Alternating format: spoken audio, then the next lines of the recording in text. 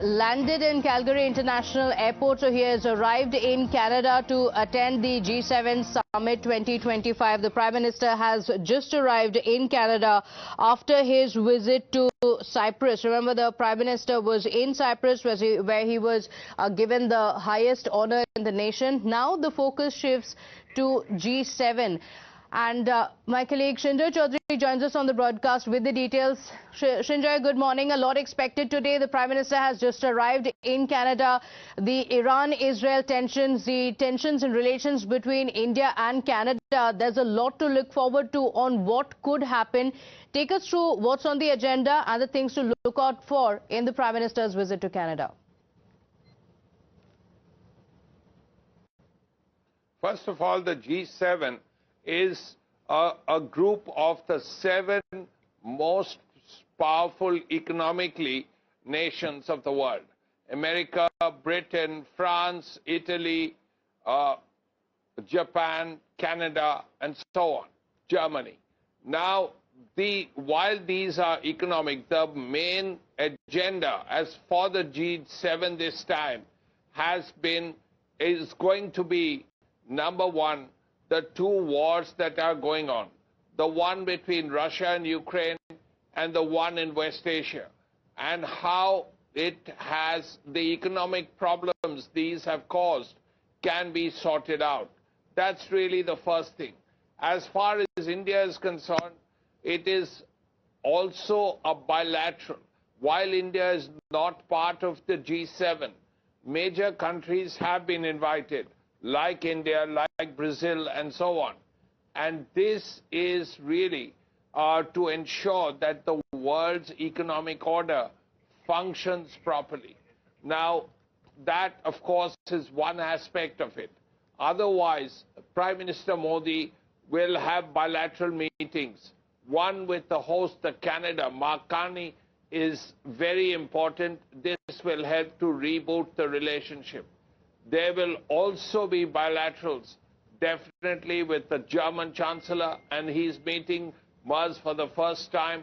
Prime Minister Meloni of Italy, again, they're old friends, and this would be a productive meeting. Prime Minister and U.S. President Donald Trump will be at the same place at the same time. So while I know that discussions have been going on with both sides regarding a bilateral, it is yet to be announced. But there could well be one. So these meetings are going to be very important as well. So these 24 hours will be very essential, not just for the world, but also for India.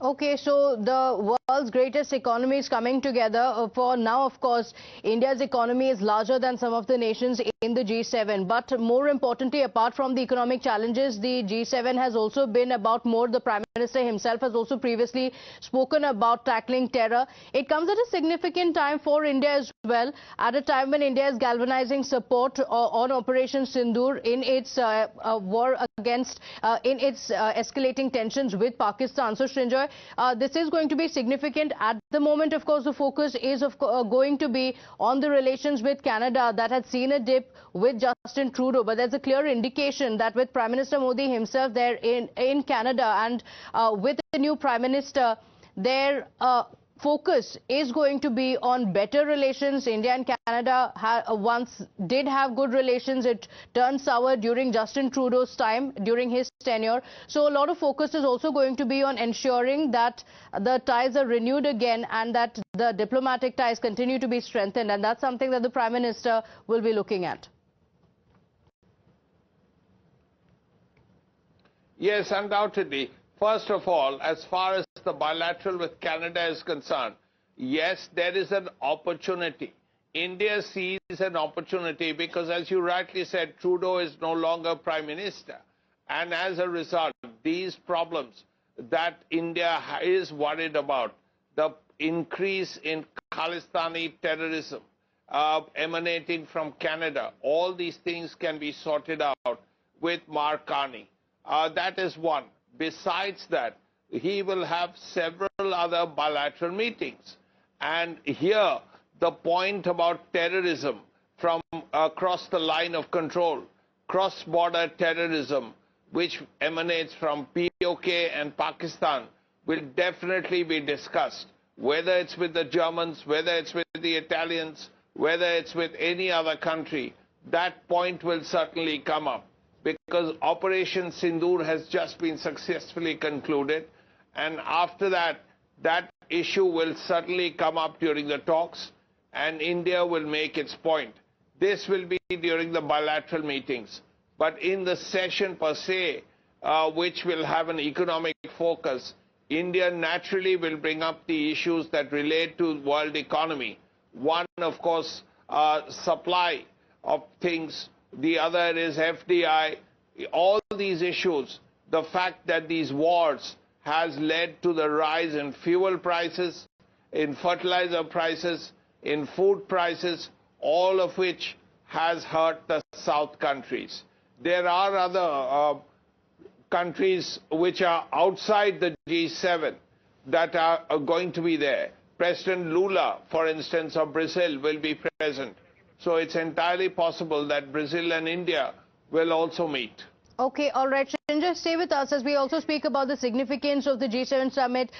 It also comes at a time when the tensions between Israel and Iran are escalating. But looking at the visuals that we have on the screens, the Prime Minister arriving in Canada, and as has now become the tradition, the Indian diaspora was there to welcome the Prime Minister. Listen in. I'm a professor of chemical engineering. I also represent University of Calgary at the Shastri Indo-Canadian Institute. I've done that for the last 9 years now. And so I have good interaction with people in India, and I make frequent trips to India as well. Talking about the visit of Prime Minister Modi, your takeaways, what would be your expectation, if I may ask so, because he's coming after 10 years and he's coming... First of all, I'm very, very happy that he is visiting Canada, and that our current Prime Minister had the courage, despite all the negative pressures on him, he had the courage to invite Modi ji. I mean, he has done a super job in India. I mean, look at India's position now, 10th, 4th largest economy in the world. So it would have been a grave mistake for Canada to not have invited India. So I'm very, very pleased. And hopefully this visit will only re-strengthen the strong relations we had between the two countries, which was soured in the last, I would say, 3 or 4 years, particularly in the last 2 years. But now I'm looking forward to rejuvenated relationship between the two great democracies in the world.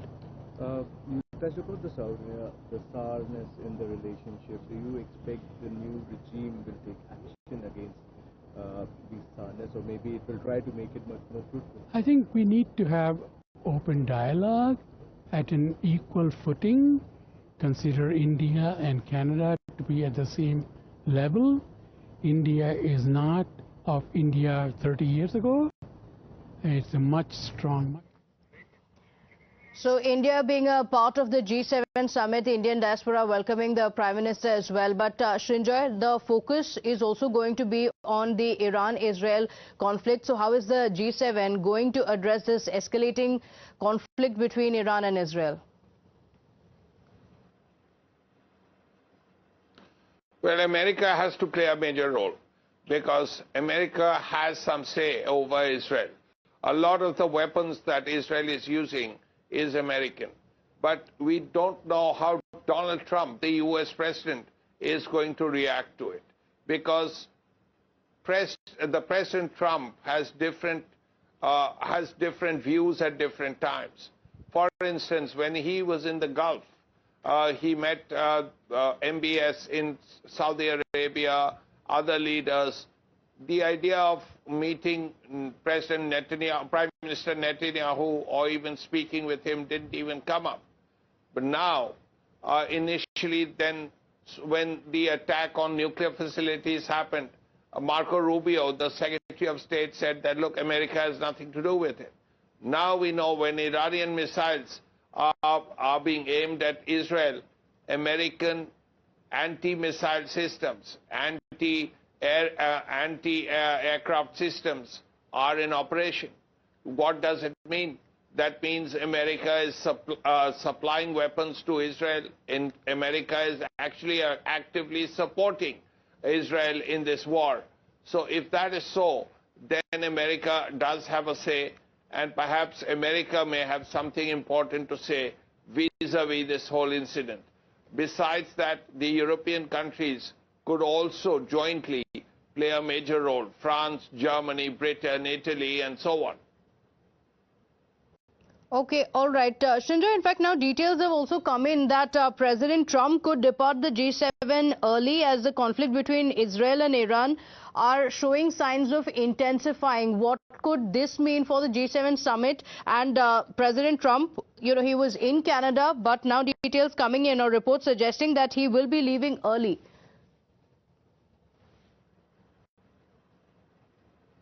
Well, first of all, it's important to see if President Trump does the press conference, because a press conference has been planned for President Trump. The question is he going to do it? If he does the press conference, then it will be clear what the American position is, at least for a short while. But if he skips the press conference and rushes back to Washington, it is a warning sign. It's also a sign that, yes, you're right, the fact that the war is intensifying, things are getting worse.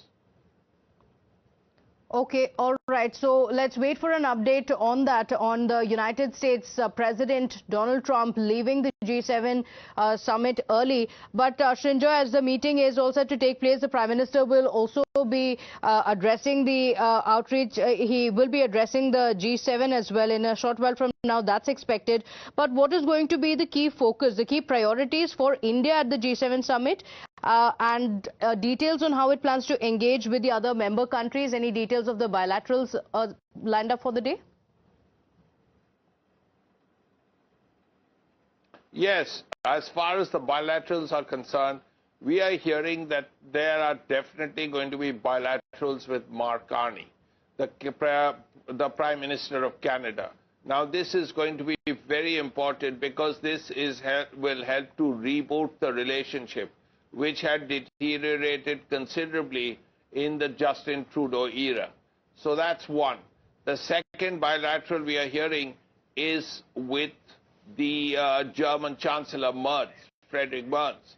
Now, he's new, and this is the first time that Germany and India are meeting the German Chancellor. And this is very important because Germany is one of the powerhouse economies of the world. So at this point, the first meeting between Merz and Modi will be particularly important. Modi had very good ties with Angela Merkel. In fact, he has had bilaterals with Merkel more than any other world leader, perhaps 14 or 15 times. But this is the first meeting with Merz, and the idea is to build on the relationship he had with Merkel and his successor. So that's the second one. The third one we know about is with Prime Minister Meloni of Italy. They are very good friends. They have met before. They get along together. But there is hope that this meeting will lead to some things more productive. Already the path has been worked out. The Vice Premier of Italy, Mr. Tajani, was here. So lots of things have been worked out. Now this meeting right at the top level will perhaps help things along. Okay, all right, Shinjo, do stay with us. We also have reactions coming in from members of the Indian diaspora. Let's listen in. Yeah, my name is Nidhi Lodha. I am a Senate member at University of Calgary and a clinical researcher. So, Prime Minister Modi is coming to Canada after 10 years. And what are the expectations, and plus also the significance of this visit which is taking place, according to you? What are your views regarding that? so for this Indian diaspora in Calgary and in Alberta is so happy that Prime Minister Modi is visiting us. The only caveat to this is that this visit was done at the last minute, and it's a short visit that we could not organize a town hall or something where lots of people who are waiting to meet with him could meet with him. But for us, we think that this visit of his will start a new era in Canada-India relationship and partnership, which will grow because both of our countries we are democracies. We believe in same principle of unity in diversity and multiculturalism. So why are we fighting for? Why are our relationships not so good? So I think with change of government in Ottawa and change in stance in Ottawa, and then the current reality that Canada needs to diversify economically, I think that this relationship will improve. It will be a relationship of mutual respect and transparency. Over 1 million members of the Indian diaspora in Canada, they have played a very significant role in the politics of Canada and, of course, the economy of Canada as well. And Shinjoy, they're looking at a lot of hope as the Prime Minister arrives in the country.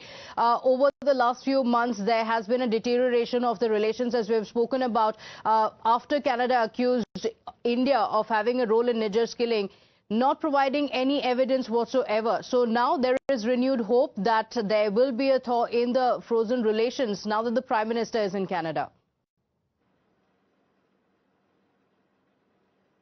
Yes, first of all, to look at the Niger issue. When India was accused by Trudeau, India made it very clear that this charge was absurd. Now that is a very strong word when it's used diplomatically. And that, of course, led to the deterioration of the relationship between the two countries. India has no Canadian High Commissioner. India has appointed Dinesh Patnaik as the Canadian High Commissioner, but the Canadian government has not come back. The memo has not come back as yet to the Indian government. So there's further discussion on this. There's further bureaucratic work on this that has to happen.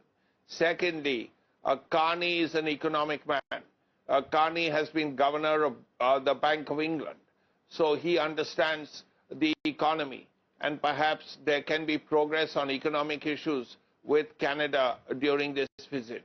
Thirdly, thousands and thousands of Indians study there and also work there. There are thousands of Canadians of Indian origin. Now that issue is also important, and this has to be looked at. So these are three major issues that India and Canada will look at.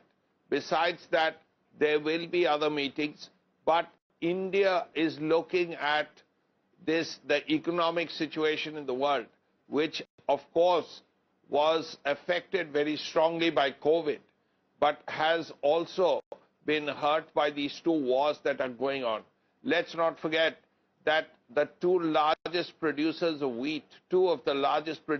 wheat in the world are actually been fighting for 3 years. I'm referring to Ukraine and Russia.